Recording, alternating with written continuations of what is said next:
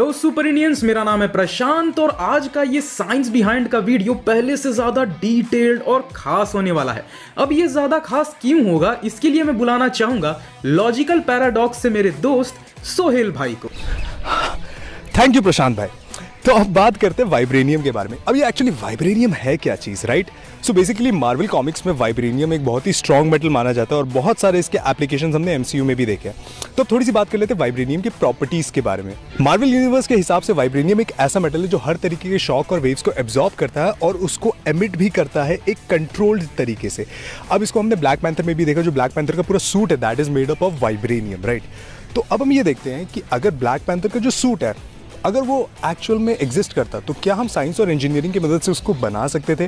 क्या actual life में उसको क्रिएट करना पॉसिबल है? वेल, अगर हम ध्यान से सोचें इस बारे में तो वाइब्रेनियम सूट को बनाया जा सकता है और ठीक वैसे ही जैसे ब्लैक पैंथर में हमें दिखाया, you will get some punches, वो पंचेस की एनर्जी आपने स्टोर हो गया एंड बूम आप उसको रेडिएट आउट कर सकते हो। बट कैसे? अगर आप ध्यान से देखो तो जो सूट है वो बने हैं 4 लेयर से, 4 लेयर्स, राइट? जो सबसे बाहर का लेयर है that could be made of something which is similar to Kevlar. Kevlar क्या होता है? बेसिकली केवलार जो होता है वो बहुत ही स्ट्रॉन्ग मटेरियल होता है, मिलिट्री पर्पस के लिए कमांडोज के जो सूट्स होते हैं वो केवलार से बनाए जाते हैं। इवन जो बैटमैन का कॉस्ट्यूम है द डार्क नाइट ट्रिलॉजी में वो बना है केवलार से। केवलार की क्या प्रॉपर्टी है? It's very strong. उसको आप चाकू से मारो तो वो फटता नहीं है, उस पर आप it's very strong, you get the point, right? Kevlar जैसे स्ट्रॉन्ग मटेरियल का एक आउटर मैश हो एंड देन उसके अंदर का जो मैश का लेयर है that would be made of some sort of transducer. अब ट्रांसड्यूसर क्या चीज़ होती है? भारी भरकम वर्ड पे मत जाओ। ट्रांसड्यूसर क्या होता है? कोई भी चीज़ जो एक फॉर्म ऑफ एनर्जी को दूसरे फॉर्म ऑफ एनर्जी में कन्वर्ट कर दे उसको हम कहते हैं ट्रांसड्यूसर। साउंड को लाइट में कन्वर्ट कर दिया, ट्रांसड्यूसर। मोशन को आपने इलेक्ट्रिकल एनर्जी में कन्वर्ट कर दिया, that is called a transducer, right? So basically आप जो पंचेस ले रहे हो उस ब्लैक पैंथर सूट में that is a form of pressure, right? अब उस प्रेशर को अगर आप किसी तरीके से इलेक्ट्रिसिटी में कन्वर्ट कर दो तो आपका काम हो सकता है, राइट? ये इस तरीके का हमको ट्रांसड्यूसर चाहिए जो प्रेशर को इलेक्ट्रिसिटी में कन्वर्ट कर दे। पर क्या ऐसी चीज़ रियल में प्रेजेंट है? वेल, है। उसे हम कहते हैं piezo electric tile. Piezo electric tile क्या होता है? अब ना कई सारे डेवलप जगहों में क्या होता है कि जो फुटपाथ्स होते हैं या जो साइड वॉक्स होते हैं उनकी जो टाइल्स होते हैं ना वो पीजो इलेक्ट्रिक मटेरियल के बने होते हैं। मतलब कि आप जब उन पर चल के जाते हो तो उस प्रेशर की वजह से उसमें एनर्जी क्रिएट होती है और वो एनर्जी इलेक्ट्रिकल एनर्जी में कन्वर्ट होकर आपकी जो लैम्प पोस्ट है उसी फुटपाथ के ऊपर उन लैम्प पोस्ट को इलेक्ट्रिकल सप्लाई देती है। This is a piezoelectric tile, right? So अगर आप पीजो इलेक्ट्रिक टाइल्स या पीजो इलेक्ट्रिक मटेरियल को यूज़ करो उस मैश के अंदर तो आपके जो पंचेस है वो इलेक्ट्रिसिटी में कन्वर्ट हो जाएंगे। सो अगर आप पीजो इलेक्ट्रिक मटेरियल का यूज करो अपने सूट के अंदर तो आपके जो पंचेस आप ले रहे हो that will be converted into electricity, right? But वो इलेक्ट्रिसिटी का कोई यूज नहीं है unless and until you are able to harness it. अब वो इलेक्ट्रिसिटी डिसिपेट भी हो सकती है ना, तो उसके लिए आपको क्या चाहिए? एक third layer which will be a battery pack, a battery layer. यानी कि जो भी इलेक्ट्रिसिटी पूरी बॉडी में जनरेट हुई that will be stored in that layer, right? बहुत ईजी, जैसे आपके फोन्स की बैटरी होते हैं, जैसे कई सारे इलेक्ट्रिकल अप्लायंसेस के बैटरी होते हैं। Now comes the most important part which is fourth layer. मैं उसको लेयर नहीं बोलूँगा, मैं उसको बोलूँगा किसी तरीके का पेरिफेरल डिवाइस। पेरिफेरल डिवाइस क्यों? क्योंकि हमें उस एनर्जी को रेडिएट आउट करना है। वो आपके ग्लव से, गॉन्टलेट से हो सकता है, वो एक बीम से हो सकता है, वो फायर हो सकता है, it could be anything, right? So that will be a transducer device जो इलेक्ट्रिसिटी को कन्वर्ट करता है इन योर डिजायर्ड एनर्जी। जो भी एनर्जी आपको चाहिए उस फॉर्म में वो कन्वर्ट करता है और वो आपके दुश्मनों को उड़ा देगा। तो ये तो थी बात वाइब्रेनियम के बारे में। लेकिन जो वाइब्रेनियम है अगर उसका सूट ना बना हो, अगर एक्चुअल में वाइब्रेनियम मेटल ही प्रेजेंट हो हमारे अर्थ में, चाहे किसी एक कंट्री में या मल्टीपल कंट्रीज़ में, तो उसका क्या इफेक्ट पड़ेगा हमारे करंट वर्ल्ड सिचुएशन में? ये बात जानने के लिए हमें देखना होगा कि प्रशांत को इस बारे में क्या कहना है। Over to you Prashant. Thanks Sohail भाई। तो सबने तो ये जान लिया कि वाइब्रेनियम क्या है और उसकी प्रॉपर्टीज क्या है, बट आओ अब मैं तुम्हें बताता हूं कि what if vibranium was real. यानी अगर वाइब्रेनियम हमारे रियल वर्ल्ड में होता तो चीजें किस तरह होती, दुनिया कैसा होता। आओ अब मैं वो तुम्हें बताऊंगा। तो point number 1, creation of vibranium like elements या मटेरियल्स। अब देखो, हम लोग ये जानते हैं कि वाइब्रेनियम जो है वो रेडियो एक्टिव है ना? और कोई चीज रेडियो एक्टिव कब होती है? जब उसका न्यूक्लियस भारी होता है, यानी उसका न्यूक्लियस इतना अनस्टेबल हो कि वो खुद को स्टेबल करने के लिए डीके शुरू कर देता है, जिसे हम जनरली रेडियो एक्टिविटी कहते हैं। अब कोई भी चीज डीके होके खुद को या तो स्टेबल करना चाहता है या फिर वो खुद को खत्म कर देता है। तो इस वजह से हम लोग ये ढूंढ सकते हैं कि वाइब्रेनियम का स्टेबल फॉर्म कौन सा होगा, क्योंकि हम लोग इतना जानते हैं कि वकांडा ने कोई ना कोई मेथड ढूंढ लिया है वाइब्रेनियम को स्टेबल करने का, तभी तो वो उसे इतना यूजेज में ला पाते हैं।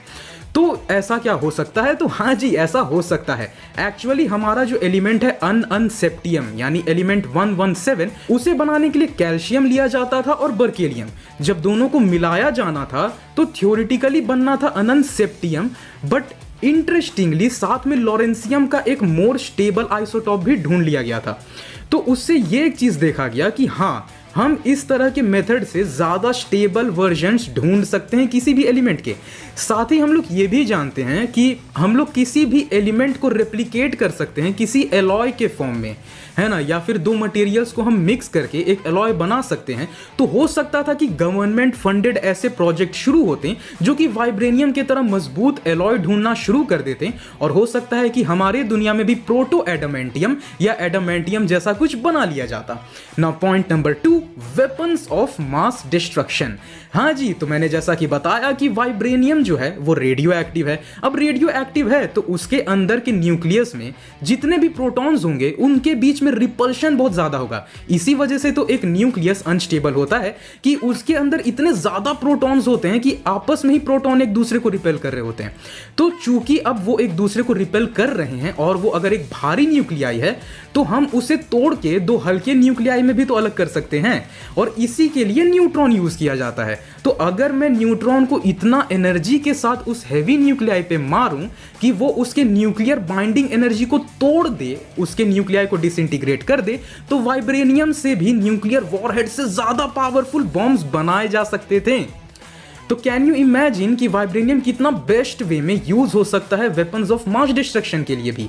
साथ ही एक और चीज है, वाइब्रेनियम के यूजेस से ना एक वेपन जो है वो रियलिटी में बनाई जा सकती, और वो है rail gun. Rail gun basically एक प्रोजेक्टाइल वेपन है जहां पे एक प्रोजेक्टाइल को इलेक्ट्रोमैग्नेटिक एनर्जी के मदद से चार्ज अप कर दिया जाता है, और जब उसे शूट करते हो तो बस वो तबाही मचाती है भाई। तो रेल गन्स को बैटल शिप्स में इंस्टॉल किया जा सकता था, जहां पे उनके काइनेटिक एनर्जी को ट्रांसड्यूस करके वो रेल गन एक फुल्ली फंक्शनल रेल गन बना सकते हैं। Now point number 3, vibranium in defence and advanced warfare. अब ये सबसे कॉमन पॉइंट है कि वाइब्रेनियम की वजह से नए तरह के बुलेट प्रूफ इक्विपमेंट्स बनने लग जाते, body armours, armoured vehicles, tanks, जिन्हें कभी ना भेदा जा सकता था। साथ ही ये एस्पियोनेज में और स्टेल्थ वॉरफेयर में भी काम आते, क्योंकि वाइब्रेनियम साउंड प्रूफ भी हैं, और एग्जाम्पल था शूरी के बनाए जूते जो कि कंप्लीटली साउंड प्रूफ थे। Point number 4, vibranium in oceanography and marine life study. ये तो तुम सब जानते होगे कि हाइड्रोस्टैटिक प्रेशर कितनी खतरनाक चीज होती है। 1 मीटर गहरा पानी तुम्हारे बॉडी पे 1000 किलो का दबाव डालता है, इसलिए ओशियन बेड या डीप ट्रेंचेस एक्सप्लोरेशन आज तक पॉसिबल नहीं हो पाए हैं, क्योंकि आज तक कोई भी ऐसा मटेरियल नहीं बना जो डीप ट्रेंचेस के अरबों किलो के प्रेशर को झेल सके। बट अगर वाइब्रेनियम होता तो डीप सी एक्सप्लोरेशंस भी कामयाब हो जाते और हम अपने ओशियंस को और बेहतर स्टडी कर पाते, क्योंकि हम हमारे ओशियंस के बारे में आउटर स्पेस से भी कम जानते हैं। स्पेशली इससे एक और बेनिफिट होती कि हमारे जो एक्सक्लूसिव इकोनॉमिक जोन है, अब एक एक्सक्लूसिव इकोनॉमिक जोन क्या होता है, तो जहां पे लैंड मास खत्म होकर ओशियन से मिलता है ना, उसे कहा जाता है बेस लाइन। तो बेस लाइन से 200 नॉटिकल माइल्स दूर तक का जो एरिया है समंदर का, उसे एक्सक्लूसिव इकोनॉमिक जोन कहा जाता है। और हर एक कंट्री के पास ये प्रावधान होता है कि वो अपने एक्सक्लूसिव इकोनॉमिक जोन में फ्रीली किसी भी तरह के एलिमेंट को या फिर किसी भी तरह के रिसोर्सेज को या मिनरल्स को वो वहां से एक्सट्रैक्ट कर सकता है।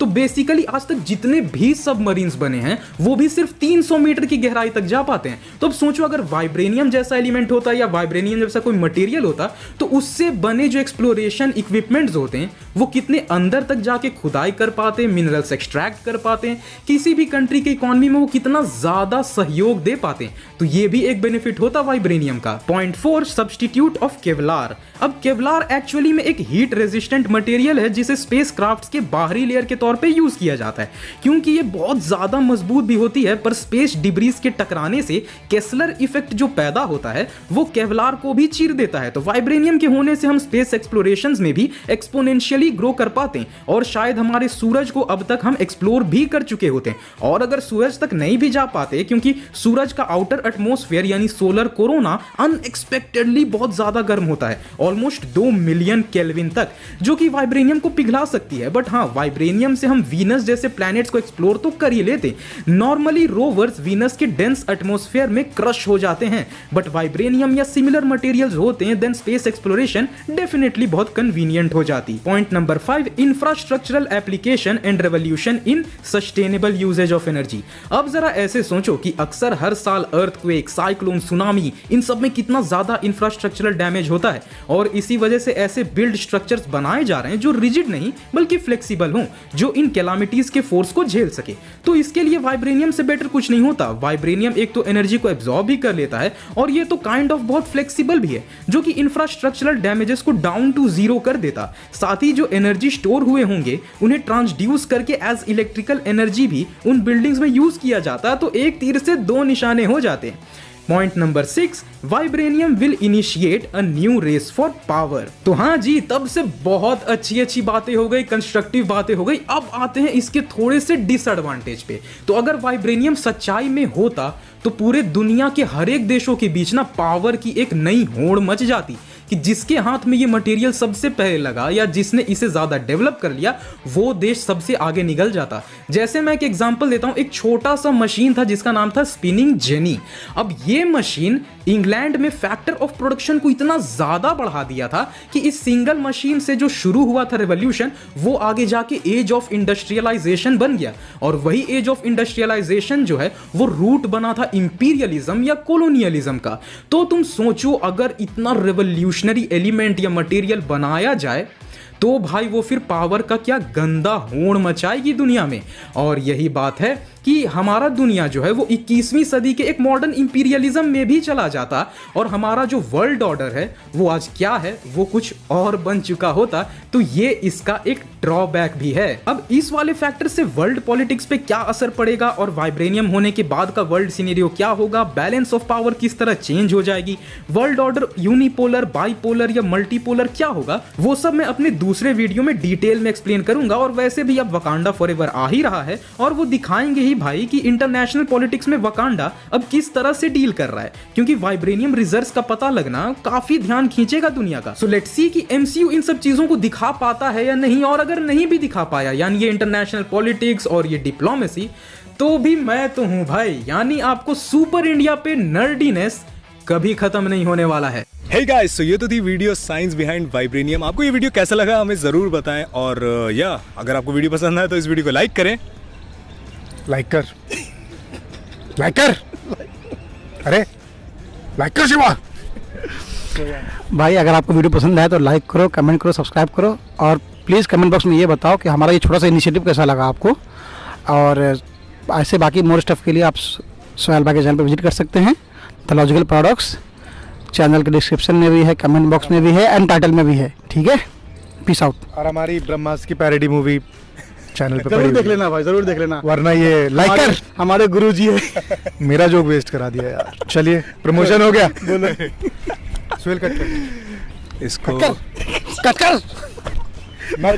गुरु ji gone out of hands. Guys, like, comment, share. Guruji भाई एक मिनट, लगता है गुरुजी को अभी तक रात की उतरी नहीं है। ठीक है, तो हम लोग जा रहे हैं गुरुजी को पहले रास्ता करा देते हैं, नहीं तो गुरुजी हम लोग को मार दे, पता नहीं कोई ठिकाना नहीं है। सो गुरुजी का रोजा जिंदा रहे तो मिलेंगे नेक्स्ट वीडियो में भाई।